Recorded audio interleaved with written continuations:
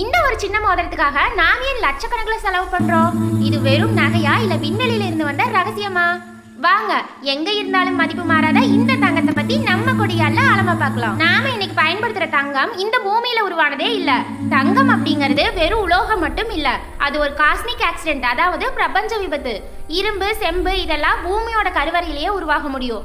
ஆனா தங்கம் உருவாகணும்னா ஒரு முழு நட்சத்திரமே அழியணும். நம்ம சூரியனை விட பல மடங்கு பெரிய நட்சத்திரங்கள் அதோட எரிபொருள் தீர்ந்து அழியும் போது அவை நியூட்ரான் ஸ்டார்ஸா மாறும். இப்படி 2 ராட்சத நட்சத்திரங்கள் ஒளியின் வேகத்துல ஒண்ணுக்கொண்ணு மோதி சிதறும் போது அங்க ஒரு மர்மமான வெடிப்பு நடக்கும். இதைத்தான் விஞ்ஞானிகள் கிலோனோவா அப்படின்னு சொல்றாங்க. இந்த வெடிப்பு நடக்கிற அந்த ஒரு நொடியில அங்க இருக்கிற வெப்பம் சூரியனோட மையப்பகுதியை விட பல மடங்கு லட்சம் அதிகமா இருக்கும். அந்த அதீத வெப்பத்திலையும் அழுத்தத்திலையும் அங்க இருக்கிற அணுக்கள் ஒன்னோட ஒன்னு அதிவேகத்துல மோதி புதிய கனமான அணுக்களை உருவாக்கும். அப்படி அந்த நெருப்பு பிளம்புல இருந்ததா தங்கம், பிளாட்டினம் மாதிரியான விலை உயர்ந்த உலோகங்கள் பிறக்குது. இப்படி விண்வெளியில சிதறின இந்த தங்க துகள்கள் தான் காலப்போக்குல மேக கூட்டங்களா மாறி சுமார் 450 கோடி வருஷத்துக்கு முன்னாடி பூமி உருவானப்ப அதோட சேர்ந்து உள்ளேயே வந்துருச்சு. பூமி உருவான புதுசுல அது ஒரு நெருப்பு பந்தா இருந்ததால எல்லா தங்கமும் அதோட மைய பகுதியை நோக்கி உள்ள போயிடுச்சு.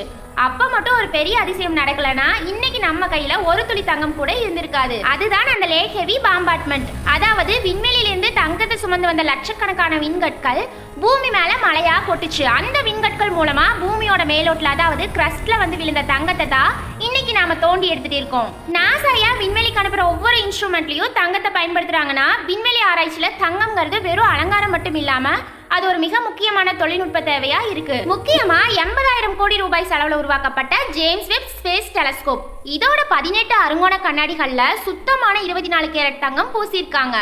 ஏன்னா பல கோடி ஒளியாண்டுகளுக்கு அப்பால் இருக்கிற நட்சத்திரங்கள் இருந்து வர்ற மெல்லிய அகச்சிவப்பு கதிர்களை அப்படியே பிரதிபலிக்க தங்கத்தை விட சிறந்த உலோகம் வேற எதுவும் இல்ல. இந்த தங்கம் மட்டும் இல்லனா இந்த பிரபஞ்சத்தோட குழந்தை பருவத்தை நம்மால பார்த்திருக்கவே முடியாது. அது மட்டும் இல்லாம விண்வெளி வீரர்களோட ஹெல்மெட் கண்ணாடியிலையும் ஒரு மெல்லிய தங்கப்படலும் இருக்கும். இது சூரியனோட ஆபத்தான கதிர்வீச்சிலிருந்து அவங்கள ரொம்ப சேஃபா வச்சுக்கும். நம்ம ஊர்ல தங்க சுரங்கம்னு சொன்னா KGF தான் ஞாபகம் வரும். ஆனா விண்வெளியில ஒரு முழு தங்க உலகமே சுத்திட்டு இருக்கு. அதுதான் 16 சைக்கி. இது எங்க இருக்குன்னா செவ்வாய் கிரகத்துக்கும் வியாழன் கிரகத்துக்கும் நடுவில் இருக்கிற ஒரு பெரிய விண்கல் மண்டலத்துல தான் இது மிதந்துட்டு இருக்கு. இதோட அகலம் மட்டும் சுமார் 226 கிலோமீட்டர். இது ஏன் இவ்வளோ ஸ்பெஷல்னா, பொதுவா விண்கற்கள்னா பாறை அல்லது பனிக்கட்டியால ஆனது. ஆனா 16 சைக்கி முழுக்க முழுக்க தங்கம், இரும்பு மற்றும் நிக்கல் போன்ற விலையுயர்ந்த உலோகங்களால் ஆனது. விஞ்ஞானிகள் என்ன நினைக்கிறாங்கன்னா, பல கோடி வருஷங்களுக்கு முன்னாடி ஒரு கிரகமா உருவாக வேண்டிய ஒண்ணு ஏதோ மோதலால அதோட மேல் பகுதி சிதைஞ்சு அதோட மைய பகுதி மட்டும் தனியா நிக்குது. விஞ்ஞானிகளோட கணக்குப்படி இதோட மொத்த மதிப்பு 10,000 குவாட்ரில்லியன் டாலர். அதாவது இதை அப்படியே பூமிக்கு கொண்டு வந்து வித்தா இன்னைக்கு உலகத்தில் இருக்கிற 800 கோடி மனுஷங்கள்ல ஒவ்வொருத்தருக்கும் தலா 96,000 கோடி ரூபாய் கிடைக்கும். உலகத்தோட மொத்த பொருளாதாரமே இந்த ஒரு சிறு விண்கலோட மதிப்புக்கு முன்னாடி ஒரு தூசுதான். இந்த விண்கலை ஆய்வு பண்றதுக்காகவே நாசா சைக்கி மிஷன் அப்படிங்கிற ஒரு விண்கலத்தை 2023 நாசா அனுப்புனாங்க. இது 2029 அந்த விண்கலுக்கு போய் சேரும். ஆனா ஒரு ட்விஸ்ட், நாசா இதை இப்போதைக்கு தோண்டி எடுக்க போறதில்ல. ஏன்னா அவ்வளவு தங்கம் ஒரே அடியா பூமிக்கு வந்துட்டா தங்கத்தோட மதிப்பே சுத்தமா இல்லாம போயிடும். வெறும் பாறை மாதிரி தங்கமும் அழிவாயிரும். ஆனா எதிர்காலத்துல ஆஸ்ட்ராய்டு மைனிங் மூலமா இதை எடுக்க முடிஞ்சா மனித இனத்தோட தலையெழுத்தே மாறிடும். கேரளாவில் இருக்கிற பத்மநாப சுவாமி கோவிலோட அந்த 6வது நிலவரை, அதாவது வால்ட் பி, இன்னும் ஒரு மர்மமாவே இருக்கு. ஆனா திறக்கப்பட்ட மற்ற நிலவரைகள் இருந்து கிடைச்ச தங்கம், நவரத்னங்கள், வைரம் இதோட மதிப்பு மட்டும் சுமார் 1,20,000 கோடி ரூபாய். இது வெறும் மதிப்பு மட்டும் கிடையாது.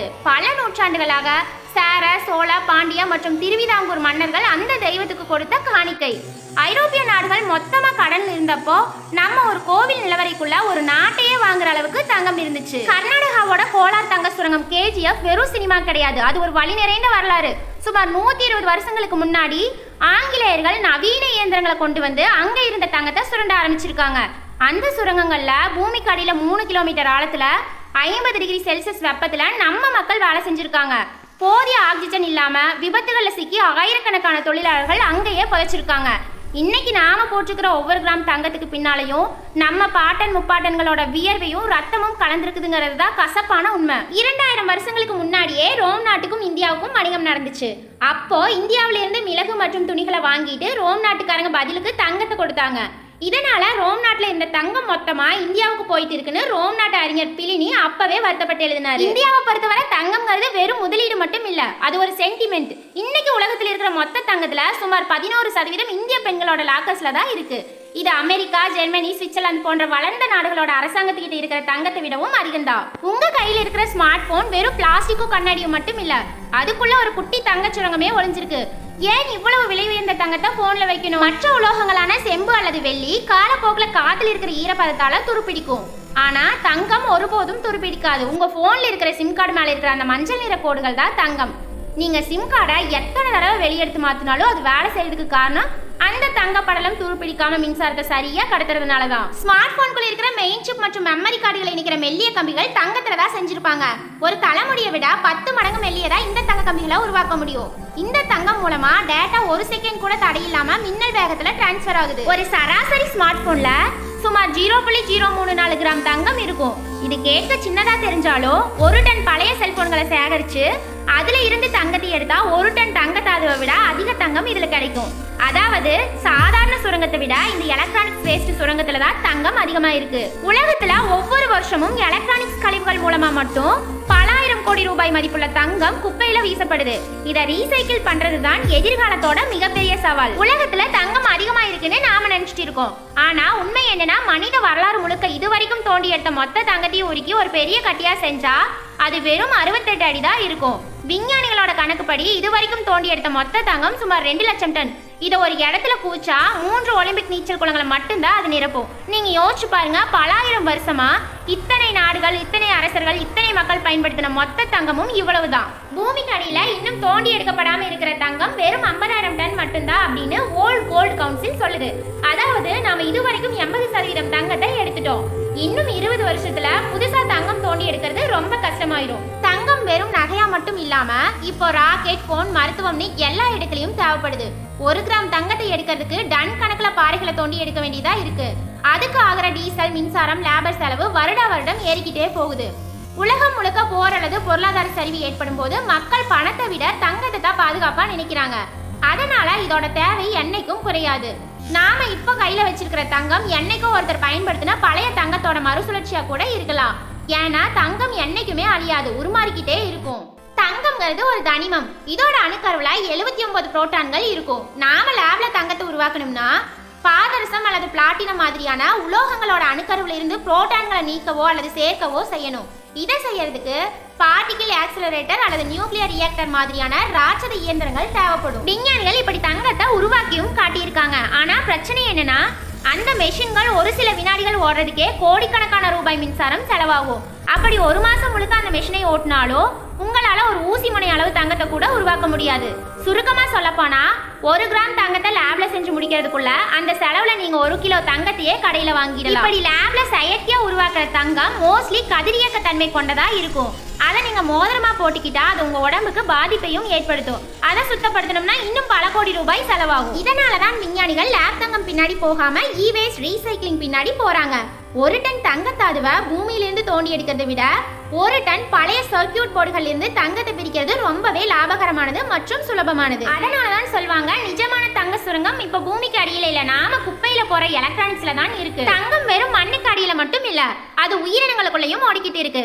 ஆஸ்திரேலியாவோட சில பகுதிகளில் வளர யூக்கலிப்டஸ் மரங்கள் ஒரு விசித்திரமான வேலையை செய்யுது. பூமியோட ஆழத்துல தங்க படிமங்கள் இருந்தா இந்த மரத்தோட வேர்கள் அந்த தங்க துகள்களை தண்ணியோட சேர்த்து உறிஞ்சிடுது. தங்கம் மரத்துக்கு ஒரு நச்சுத்தன்மைங்கிறதுனால மரம் அதை மெதுவா தள்ளி அதோட இலைகளுக்கு கொண்டு போயிருது. விஞ்ஞானிகள் அந்த இலைகளை எக்ஸ்ரே எடுத்து பார்த்தப்போ அதுல மைக்ரோஸ்கோபிக் அளவுல நிஜமான தங்க துகள்கள் இருக்கிறத கண்டுபிடிச்சாங்க. இது நமக்கு பெரிய பொக்கிஷமா இல்லாம இருக்கலாம், ஆனா பூமிக்கு அடியில எங்க தங்கம் இருக்குன்னு கண்டுபிடிக்க இது ஒரு நேச்சுரல் ஜிபிஎஸ் மாதிரி பயன்படுது. நம்ம உடம்புக்குள்ளேயும் தங்கம் இருக்கு. ஒரு 70 கிலோ எடையுள்ள மனிதனோட உடம்புல சுமார் 0.2 மில்லிகிராம் அளவுல தங்கம் இருக்கும். இது மோஸ்ட்லி நம்ம ரத்தத்திலையும் திசுக்கள்லையும் கலந்துதான் இருக்கும். நம்ம உடம்புல இருக்கிற மின் சிக்னல்களை கடத்துறதுக்கும் மூட்டுகளோட ஆரோக்கியத்திற்கும் தங்கம் ஒரு சின்ன பங்களிப்பை செய்யுது. அப்படின்னா நாம எல்லாருமே ஒரு நடமாற தங்க சுரங்கம் தான் இல்லையா? இன்னொரு ஆச்சரியமான விஷயம் என்னன்னா உலகத்துல இருக்கிற எல்லா கடல்களையும் சேர்த்து சுமார் 2 கோடி டன் தங்கம் கரைஞ்ச நிலையில இருக்கு. ஆனா அது எவ்வளவு குறைவான அடர்த்தியில இருக்குன்னா 1 லிட்டர் கடல் தண்ணியில 1 கிராமுக்கும் குறைவான பங்கு தான் தங்கம் இருக்கும். அதை பிரிச்சு எடுக்கிறதுக்கு ஆகிற செலவு அந்த தங்கத்தோட விலையை விட அதிகம்ங்கிறதுனால தான் அதை யாரும் இப்ப வரைக்கும் தொடாம இருக்காங்க. தங்கம் மகுடத்தில் இருந்தாலும் சரி, மண்ணில் இருந்தாலும் சரி, அதோட மதிப்பும் ஜொலிப்பும் என்றைக்கும் குறையாது. அதே போலத்தான் நீங்களும். உங்களுடைய திறமையும் உழைப்பும் தான் உங்களுக்கான உண்மையான அடையாளம். இந்த பிரபஞ்சத்துல இன்னும் கோடி ரகசியங்கள் ஒளிஞ்சிருக்கு. அந்த ஆழமான தேடலோட ஒரு வெளிப்பாடு தான் இந்த கொடியால்.